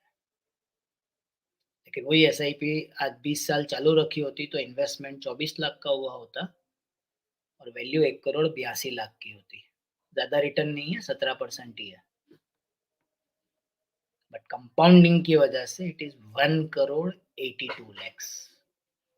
सो ये पीरियड जो आता है ना, ये पीरियड यहाँ पे कन्विक्शन और पेशेंस लोग रख नहीं पाते हैं और इसीलिए लोग पैसा इक्विटी में नहीं बनाते हैं। So during falls think about your long term goals. जब फॉल्स आते हैं तब सोचो कि ये पैसा तो मैंने बच्चे के एजुकेशन के लिए, मैरिज के लिए, रिटायरमेंट के लिए लगाया है, मुझे अभी पैसा चाहिए ही नहीं। मैं अभी निकालूंगा तो लॉस होगा ना, नहीं निकालूंगा तो ये फॉल के साथ मुझे कोई लेना देना ही नहीं है।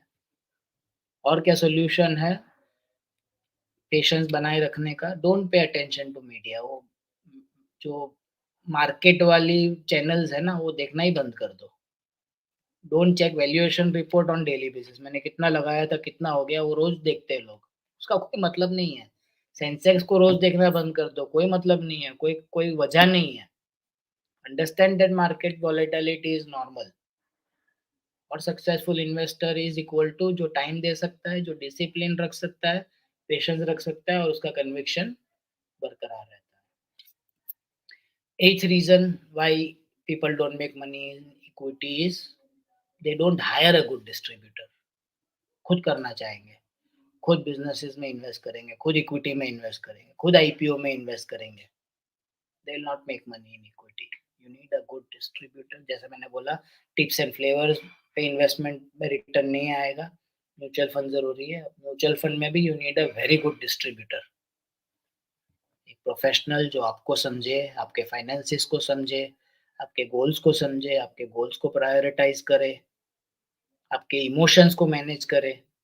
बेसिकली आगे की 7 गलतियाँ आपको करने से रोके, ऐसा एक बंदा आपको चाहिए भाई। और यहाँ पे नहीं, फील्ड में हर एक जगह हम लोग ऐसा बंदा रखते हैं, राइट? रिटर्न फाइल करना है तो सीए है, घर रिनोवेट करना है तो आर्किटेक्ट है, इंटीरियर डिज़ाइनर है, जिम में जाते हो तो ट्रेनर रखते हो। क्यों? बिकॉज़ ये बंदे आपको गलतियाँ करने से रोकेंगे। सीए, आर्किटेक्ट, जिम में ट्रेनर, बहुत सारे उदाहरण मैं दे सकता हूँ, समय की कमी है। Basically you need a good distributor, consultant जो आपको आगे की 7 गलतियाँ मैंने बताई वो करने से रोके, राइट? और इसका सॉल्यूशन क्या है? इसका सॉल्यूशन है invest in mutual funds with an NJ wealth partner. एक एनजे वेल्थ पार्टनर जिन्होंने आपको यहाँ पे इनवाइट किया है, प्रोफेशनल है, क्वालिफाइड है, वेल ट्रेन्ड है, वेल रिसर्च्ड है और नॉलेजेबल है, जो आपको वो आगे की 8 गलतियाँ करने से रोकेगा, 7 गलतियाँ करने से रोकेगा।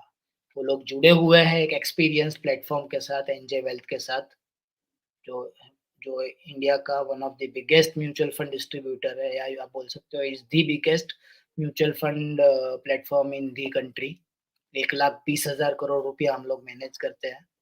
उन लोगों के साथ वो वेल्थ पार्टनर जुड़ा हुआ है, मतलब एक्सपीरियंस प्लेटफ़ॉर्म है। They have a world class technology and सिर्फ म्यूचुअल फंड्स नहीं, they have all the products under one roof. So ये 8 रीज़न है why people don't make money in equity. थोड़ा समय मैंने ज़्यादा ले लिया, क्षमा चाहता हूँ उसके लिए। लेकिन आई होप कि जो मैसेज मैं आपको देना चाहता था वो मैसेज दे पाया हूँ। Why people don't make money in equity? They don't understand equity. सट्टा लगता है, जुगाड़ लगता है, but no, equity is investing in a business. Why people don't make money in equity? They invest for short term, long term के लिए invest करना चाहिए। They don't understand risk, they do not understand power of compounding, they do not keep conviction and patience, they do not manage emotions, they invest on tips and flavors, they don't invest in mutual fund, direct he share ले लिया, IPO ले लिया कोई। It's an expert's job. And finally, they do not hire a good distributor, a consultant. And ये 7-8 reason है जो मुझे लगता है भाई, मैंने इतने सालों में जो कुछ लोग देखे हैं जिन्होंने पैसा नहीं बनाया है, वो क्यों नहीं बनाया है। ये 8 में से कोई एक रीज़न होगा, कोई 2 होगा या शायद आठों 8 होंगे। राइट, या सो इतनी बात मुझे करनी थी। Thank you so much. 5 minute मैंने ज़्यादा ले लिया, मुझे 7:05 को प्लेटफ़ॉर्म मिला था, 8:05 हुआ, सो 10 मिनट मैंने ज़्यादा ले लिया, सॉरी फॉर दैट। मुझे इतनी ही बात करनी थी। आप यहाँ से एग्ज़िट करना हो तो कर सकते हो, रुकना चाहो तो रुक सकते हो, क्योंकि मैं यहाँ से क्वेश्चन्स लूँगा और क्वेश्चन्स अगर आपको सुनने हैं, उनका जवाब सुनना है तो रुक सकते हो और आपको एग्ज़िट करना है तो आप एग्ज़िट कर सकते हो। But again thank you so much for your time. उम्मीद करता हूँ कि जो जो आशा से आप आए थे, वो आशा मैं पूरी कर सका हूँ। Thank you so much. Thank you all. Thank you very much. मेरे साथ स्वप्निल है, जो मुझे क्वेश्चंस में हेल्प करेगा थैंक यू सर। एंड या बहुत सारे कमेंट्स आए हैं, बहुत यानी ऑलमोस्ट 700-800 क्वेश्चन प्लस कमेंट्स है। बहुत सारे लोगों ने नाइस प्रेजेंटेशन बोला है, प्रेजेंटेशन शेयर हो सकता है कि नहीं हो सकता है, ये पूछा है। बट जो इम्पोर्टेंट क्वेश्चन थे उसमें से मैंने थोड़े लिख के रखे हैं सो दैट मैं भूल या ना जाऊँ। हुँ, सबसे इम्पोर्टेंट क्वेश्चन जो है सर वो ऐसा है कि इक्विटी इन्वेस्टमेंट आपने जैसा बोला कि इन्वेस्टमेंट इनटू बिजनेसेस, या इक्विटी इन्वेस्ट करना नहीं बिजनेस में इन्वेस्ट करना जैसा है ऐसा है। तो फिर या कई बार ऐसा भी हुआ है कि कोई बिजनेस डूब गए हैं, भाग खड़े हुए हैं, ये हुए हैं, तो फिर in that case what to do, क्योंकि वो तो बंद भी हो सकते हैं बिजनेस, तो क्या करना चाहिए? तो इक्विटी में इन्वेस्ट करना चाहिए कि नहीं करना चाहिए? हाँ, या राइट, सो या इक्विटी मतलब आप एक बिज़नेस में हिस्सेदार बन रहे हो और बिज़नेसेस अच्छे भी होते हैं, बुरे भी होते हैं। बिज़नेसेस इन्फोसिस जैसे भी हमने देखे, एचडीएफसी बैंक भी देखा है, रिलायंस भी देखा है और हमने बिज़नेसेस किंगफिशर भी देखा है। और किंगफिशर जैसे दूसरे भी काफ़ी रहे होंगे, आई एम श्योर, मुझे इमीडिएटली नाम याद नहीं आ रहे हैं। राइट, सो बिज़नेसेस को समझना, वो लोग क्या करते हैं, कैसे करते हैं, अच्छा कर रहे हैं कि नहीं, बुरा कर रहे हैं कि नहीं, उनकी फ़ील्ड में वो लोग कैसा कर रहे हैं, वो एक फुल टाइम जॉब है। वो यू नो एक नॉर्मल इंडिविजुअल का काम नहीं है और वो करने जाएगा तो ऐसा ही किंगफिशर मिल जाएगा, राइट? आने वाले समय का कौन इन्फोसिस है, कौन रिलायंस है, वो आज बोल पाना मुश्किल ही नहीं, नामुमकिन है। इट्स एन एक्सपर्ट जॉब, वो एनालिसिस करना कि कौन-सा बिज़नेस अच्छा है, कौन-सा बिज़नेस बुरा है, उसके लिए टाइम चाहिए, नॉलेज चाहिए, अनुभव चाहिए, इंफ्रास्ट्रक्चर चाहिए, बहुत सारी चीज़ें चाहिए और एक वो नॉर्मल इंडिविजुअल आपकी और मेरी तरह नॉर्मल इंडिविजुअल के लिए मुमकिन नहीं है और hence mutual funds, it's an expert job. Mutual fund का काम है टू आइडेंटिफाई गुड बिजनेसेस। बाकी बिजनेसेस जिसने भी ये सवाल पूछा है, बहुत सही सवाल है। बिजनेसेस बुरे भी हो सकते हैं और गलती से बुरे बिजनेस में पैसा लग गया, खुद करने गए उसमें, तो उल्टा भी पड़ सकता है। That's why perfect. Mutual fund, that's why mutual fund. या इसी से रिलेटेड एक क्वेश्चन है जो आपने लास्ट लाइन बोली कि भाई अभी आईपीओ का दौर चल रहा है, बहुत सारे आईपीओ आए पिछले साल और इस साल भी आने वाले हैं। आईपीओ या में हमने देखा है, हमारे न्यूज़ देखी है दोस्त ने और कुछ-कुछ लोगों ने एक्सपीरियंस भी शेयर किया है कि मैंने भी पैसे कमाए हैं। तो फिर या मैं आईपीओ में इन्वेस्ट ना करके म्यूचुअल फंड में क्यों करूँ या आपने बोला एक्सपर्ट से क्यों करूँ? और या इसी के रिलेटेड दूसरा क्वेश्चन भी ये है कि भई कोरिलेट कर सकते हैं में म्यूचुअल फंड में नॉर्मली फंड मैनेजर अगर हायर करना है तो मुझे उसको पैसे देने पड़ते हैं, एक्सपेंस देने पड़ते हैं।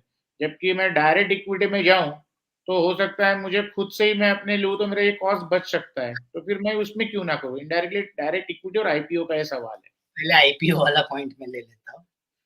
आईपीओ तो पहले अगर आपको किसी ने बोला है कि मैंने ये आईपीओ में लगाया था और जब खुला तो सीधा डबल हो गया, तो ये बात पक्की है कि उसने 10 आईपीओ में लगाए थे और किसी एक आईपीओ की बात कर रहा है आपसे, जिसमें उसका डबल हो गया था। बाकी 7-8 में लगाए थे और डबल नहीं हुआ है या आधा हो गया है, वो आपसे वो बोल ही नहीं रहा है, राइट? सो कोई बोल रहा है या आपका खुद का भी अनुभव है, तो ऐसा ही रहा होगा अनुभव कि किसी में पैसा बना है, किसी में नहीं, ऐसा नहीं है हर आईपीओ में पैसा बना है। मैं नाम नहीं लेना चाहूँगा बट काफ़ी आईपीओ अभी-अभी आए हैं, जिसमें 50% डाउन है अभी आईपीओ के बाद। एक तो पहला पॉइंट। आईपीओ में ही दूसरा पॉइंट ये है कि मान लो प आपका अलॉटमेंट लग गया और खुलने पे डबल हो गया। खुलने पे डबल हो गया मेरे भाई और बहन।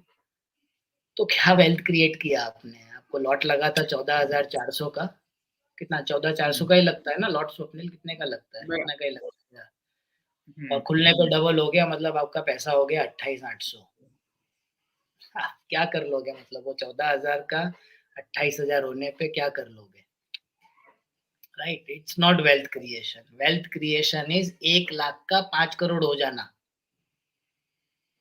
जिसके लिए अच्छा रिटर्न तो इम्पोर्टेंट है, बट अच्छा रिटर्न से ज़्यादा इम्पोर्टेंट है समय, टाइम। राइट, सो आईपीओ ठीक है, मतलब 14 का 28 हो गया, but real wealth creation is time, power of बरा- कंपाउंड। एंड दूसरा ये क्वेश्चन आपने पूछा कि मैं खुद ही आईपीओ में पैसा बनता है तो म्यूचुअल फंड में क्यों जाऊं, तो एक जवाब तो मैंने दे दिया कि जरूरी नहीं है पैसा बनेगा। और दूसरा के नो इट्स एन, जो आगे भी मैं बोल चुका हूँ, इट्स एन एक्सपर्ट जॉब। आप ट्रेनर को जिम में फीस देते हो, आप जिम का फीस तो देते ही हो, ट्रेनर को भी देते हो। आप आर्किटेक्ट को फीस देते हो, इंटीरियर डिजाइनर को फीस देते हो, आप सीए को फीस देते हो, आप लाइफ में हर एक जगह पे आप एक्सपर्ट का यूज करते हो। तो इक्विटी में इन्वेस्ट करने का एक्सपर्ट है म्यूचुअल फंड, वो फीस लेगा आपसे। पैसा नहीं कमाने से तो वो फीस देना is is is much better ना। परफेक्ट, बराबर। या या यस, यस। या एक क्वेश्चन और एक इंटरेस्टिंग क्वेश्चन आया है कि आपने एक स्लाइड में दिखाया था कि इक्विटी रिस्की है और उसी में बताया था कुछ इंसिडेंसेस जहाँ पे 30 से 40% मार्केट घटा भी है। या ठीक है, तो इतना मार्केट घटा है, आप बोल रहे हो इक्विटी रिस्की है। ओके, एक जगह आप बोल रहे हो कि इक्विटी में इन्वेस्ट भी करो, तो मैं तो रिस्क नहीं लेना चाहता, तो फिर मैं क्यों निवेश करूँ इक्विटी में? Why should I invest into equity if there is a fall? Right right. So उसके लिए यू नो इक्विटी में निवेश करूँ कि नहीं करूँ, वो मेरे ख्याल से सवाल होना ही नहीं चाहिए। मुझे लगता है हर एक की रिक्वायरमेंट है, हर एक की नीड है इक्विटी में इन्वेस्ट करना विथ एन एक्सपर्ट। मतलब इक्विटी म्यूचुअल फंड्स के जाए तो मच मच बेटर है। कितना, वही एक सवाल फिर रहता है स्वप्निल। जो कम रिस्क लेना चाहता है, वो कम करे अपने पोर्टफोलियो का, 10-15% ही करे। जो रिस्क मॉडरेट लेना चाहता है 40% करे, 50% करे। और जो थोड़ा ज़्यादा रिस्क लेना चाहता है 80% 90, उसके लिए एक अच्छा कंसल्टेंट आपके पास होना बहुत ज़रूरी है। बट इक्विटी ना लूँ मैं क्योंकि रिस्की है, वो तो बहुत गलत सोच है। गलत सोच इसीलिए है कि because without equity, mutual funds आप आपके जीवन के फाइनेंशियल गोल्स अचीव नहीं कर सकोगे। बहुत मुश्किल है एफडी के 6% से, जो टैक्सेबल है एक्चुअली, लाइफ के फाइनेंशियल गोल्स अचीव करना बहुत मुश्किल है। मैं अगेन वो समझाने जाऊँगा तो it will take another 15 minutes, but without equity life के फाइनेंशियल गोल्स अचीव करना is very difficult. At the same time equity risky है, अनसर्टेन है, वोलेटाइल है। मैंने ड्यूरिंग द प्रेजेंटेशन भी बताया कि वो रिस्क को आप मैनेज कर सकते हो। जैसे बराबर, रोड एक्सीडेंट्स से साल में लोग 2.5 लाख लोग मरते हैं, राइट? ऐसा मैंने कहीं पे पढ़ा था। बट फिर भी लोग बाइक चलाना, गाड़ी चलाना छोड़ नहीं सकते हैं ना, इम्पॉसिबल है ना। जैसे मैंने बोला इक्विटी के बगैर लाइफ के गोल्स अचीव करना इम्पॉसिबल है। सिमिलरली बाइक के बगैर, कार के बगैर आज का जीवन घटिन मतलब निकल ही नहीं सकता है। It's not possible. बराबर, आप वो रिस्क मैनेज करते हो, सिग्नल पे रुकते हो, हेलमेट पहनते हो, सीट बेल्ट पहनते हो, स्पीड लिमिट मेंटेन करते हो, रॉन्ग साइड से ओवरटेक नहीं करते हो। सिमिलरली इक्विटी के रिस्क, जो इक्विटी अनसर्टेन है, वो मैनेज हो सकते हैं। एसेट एलोकेशन प्रॉपर रखो, अच्छा कंसल्टेंट रखो, म्यूचुअल फंड्स के थ्रू इन्वेस्ट करो, एसआईपी के थ्रू इन्वेस्ट करो, रेगुलरली इन्वेस्ट करो। Those risk can be manage. Manage, long term के लिए इन्वेस्ट करो, बराबर सर, वो रिस्क परफेक्ट। मैनेज हो सब। बट इक्विटी के बगैर तो यार जीवन के फाइनेंशियल गोल्स अचीव करना, आपको रिटायरमेंट प्लान करना है, आपके बच्चे का एजुकेशन प्लान करना है, बच्चे का मैरिज प्लान करना है, विदाउट इक्विटी तो यार तो आपका आवाज़ लो हो गया। मुश्किल हो जाएगा मतलब। या, या इसी से रिलेटेड एक क्वेश्चन आया है, देन या how much should I invest into equity then? वो सबके लिए अलग अलग हो सकता है। ये शर्ट जो मैंने पहना है ये मुझे फिट होता है इसीलिए मैंने ये लिया, आपका साइज अलग हो सकता है। सिमिलरली कितना इक्विटी में इन्वेस्ट करूं, सबका अलग अलग फिट हो सकता है। उसके लिए एक अच्छा डिस्ट्रीब्यूटर कंसल्टेंट होना आपके पास बहुत ज़रूरी है, जो आपको समझे, आपके फाइनेंसिस को समझे, आपके रिस्क को समझे, आपको कितना रिटर्न लगेगा वो समझे, गोल पूरे करने के लिए, और अकॉर्डिंगली फिर आपको एसेट एलोकेशन फाइनल करके दे, और सिर्फ फाइनल करके नहीं दे, वो एसेट एलोकेशन पे आपको ना बरकरार रखे। तो मार्केट तेजी में आप ये बोलोगे कि यार इक्विटी बढ़ा दे, और मार्केट मंदी में आप बोलोगे कि यार इक्विटी गिरा दे, बट नहीं, आपको वो अटल रखेगा आपके एसेट एलोकेशन पे। इसके लिए एक कंसल्टेंट, एक डिस्ट्रीब्यूटर, अच्छा एक एनजे पार्टनर आपके पास होना बहुत ज़रूरी है। Having said that Swapnil, India में आज की सिचुएशन ये है कि इक्विटी इन्वेस्टमेंट लोगों के पोर्टफोलियो में या तो है ही नहीं, या तो 2-3% ही है, बराबर। राइट? तो 2-3% तो नहीं होना चाहिए। कितना परफेक्ट। होना चाहिए, सबका जवाब अलग-अलग हो सकता है, but it should not be 0 और 2 और 3 और 5, है ना? बराबर। 20 लेके जाना है, 40 लेके जाना है, 60 लेके जाना है कि 80 रखना है, वो सबका जवाब अलग-अलग हो सकता है, but it can't be 0, it can't be 5% only, जो आज की तारीख में इंडिया में it is much lower. Only 5, या इनफैक्ट काफ़ी लोगों में 0 भी होगा। आई hope I have answered it बराबर, परफेक्ट। टू बी एक लास्ट क्वेश्चन लेते हैं सर। इसमें ऐसा पूछा था वो कि आई गेस आपने जो 15 पूछा था, बहुत सारे लोग बोल रहे थे कि लमसम है, कि नहीं वो एसआईपी है, पर मंथ है वो 15,000 rupees per month. Okay, but उसमें आपने बताया। वो कोई गारंटी नहीं, कमिट आप उसका ऑब्जेक्टिव लोग मेरे ख्याल से समझ नहीं पाए। वो आंकड़े दिखाने का ऑब्जेक्टिव था पावर ऑफ कंपाउंडिंग समझाना। रेनू, आप बराबर। प्लीज वो स्क्रीन वापस लेके आ जाओगे प्लीज मेरी। हेलो, या सो ये स्लाइड की ये इसमें मुझे मेरा ऑब्जेक्टिव ये नहीं था 1 करोड़ मिलेगा 10 करोड़ मिलेगा बताना, जरा भी नहीं। ऑब्जेक्टिव था ये बताना कि how power of compounding works. 15,000 रुपए इन्वेस्ट करो 15 साल के लिए, 15% रिटर्न मिलता है तो 1 करोड़ होता है। अब किसी को मैं पूछूं कि ये 15 और ये 15 रहने दो, इस 15 साल को 30 साल कर दूं, और ये जवाब में अगर नहीं बताता, ये 10 नहीं लिखता, तो वो ये बोलता कि 2 करोड़ होगा। बराबर। बट नहीं, that is not how compounding works. 15 साल का 30 साल करोगे तो वही 15,000, वही 15%, 1 करोड़ का 10 करोड़ होता है। मैं ये नहीं बोलने की कोशिश कर रहा हूँ कि 15,000 30 साल के लिए इन्वेस्ट करोगे तो 10 करोड़ मिलेगा। No, nobody knows. Equity is uncertain, equity is volatile, मैं कब से बार बार बोले जा रहा हूँ। नोबडी नोज यहाँ से 30 साल में क्या रिटर्न आएगा। सेंसेक्स 100 का 60,000 हो गया, 16% रिटर्न आया है, बट फ्यूचर नोबडी नोज। नहीं तो एफडी में पैसा ही कौन लगाएगा, नहीं लगाएगा अगर श्योर है कि 16 ही मिलेगा आने वाले 30-40 साल। Nobody knows, nobody knows, nobody will never know. Perfect है सर। आपका आवाज थोड़ा लो हो गया है सर, फिर से। या अभी ठीक है? Yes, now it's perfect. ठीक है, या इसका मतलब आप ये पावर ऑफ कंपाउंडिंग होता है अगर आप थोड़ा भी टेन्योर बढ़ा देते हैं। हाउ समय समय समय कैसे पावर ऑफ कंपाउंडिंग पे काम करते हैं वो बताने का यहाँ पे उद्देश्य था। जरा भी ये बताने का ऑब्जेक्टिव नहीं था कि इतना रिटर्न आपको मिलेगा। परफेक्ट है सर। Thanks sir. बहुत सारे क्वेश्चन, जो मेजोरिटी क्वेश्चन इसके इर्द गिर्द ही हो रहे थे, वो हमने कवर कर लिए। Any parting notes from your side sir? No, nothing. Thank you so much. Again parting में इतना ही बोलना चाहूंगा, आप लोगों ने समय दिया उसके लिए थैंक यू सो मच।